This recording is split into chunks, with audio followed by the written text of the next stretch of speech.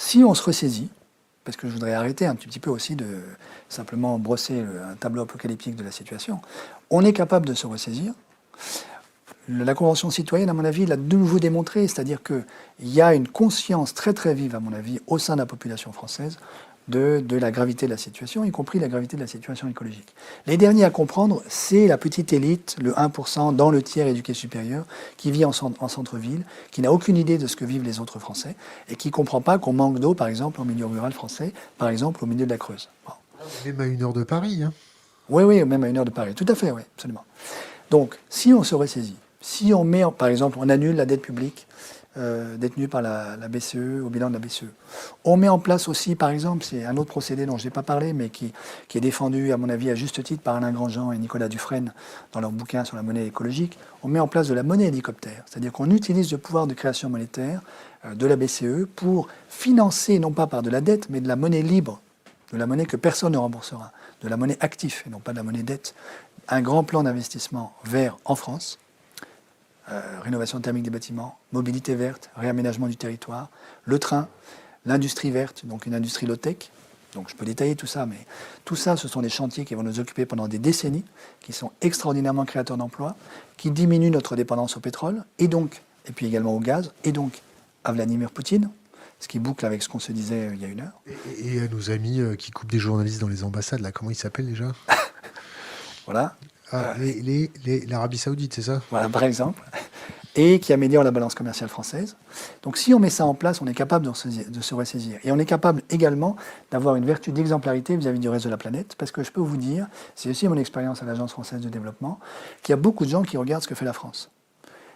En particulier en Amérique latine, mais pas uniquement en Amérique latine, en Afrique, évidemment en Afrique francophone, mais pas uniquement. Pourquoi? Parce qu'ils savent qu'on est un pays très éduqué, on est un pays riche, et on est un pays qui est capable de prendre des décisions fortes quand il le faut. La nuit du 4 août 1789, les gens savent ce que ça veut dire. Et donc on est capable de se ressaisir, moi j'en suis certain. On est capable en France de mettre en place un vrai nouveau projet de société, de décarbonation de notre économie et de transition. Je suis pas sûr que l'abolissement des privilèges, la nuit du 4 août, ça résonne chez beaucoup de personnes quand même encore. Hein. Si, non, c'est pas vrai du tout. En Amérique latine, vous savez que les intellos... Latine, mais pas en France. Hein. En France aussi, il y a quand même un certain nombre de gens. Les Gilets jaunes, peut-être que tel ou tel ne sait pas ce que c'est que la nuit du 4 août, mais il a très bien compris que l'abolition des privilèges, c'est un geste constitutif de l'identité française. Vous n'avez pas ça en Angleterre. Et le régicide. Et le régicide, on coupe la tête au roi, tout à fait, absolument. Vous n'avez pas ça en Angleterre. C'est la belle si époque, vous allez ça, à Londres... même, non? Comment? C'était la belle époque? Quoi donc? Le régicide. Non, j'ai pas dit ça.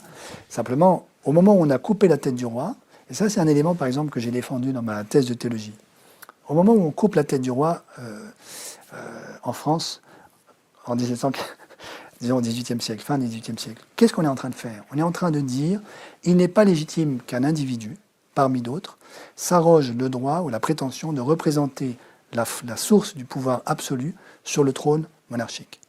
La monnaie. Ou par exemple de la monnaie, ça c'est un autre sujet, je peux y revenir dans un instant. Mais quand on coupe la tête du roi, la question des révolutionnaires, c'est vrai que c'est aussi de se redonner le pouvoir de création monétaire, mais surtout de le remettre entre la main des citoyens. Oui, en ce sens-là, je suis d'accord avec vous. Mais donc ça, c'est très important, parce que ça veut dire quoi?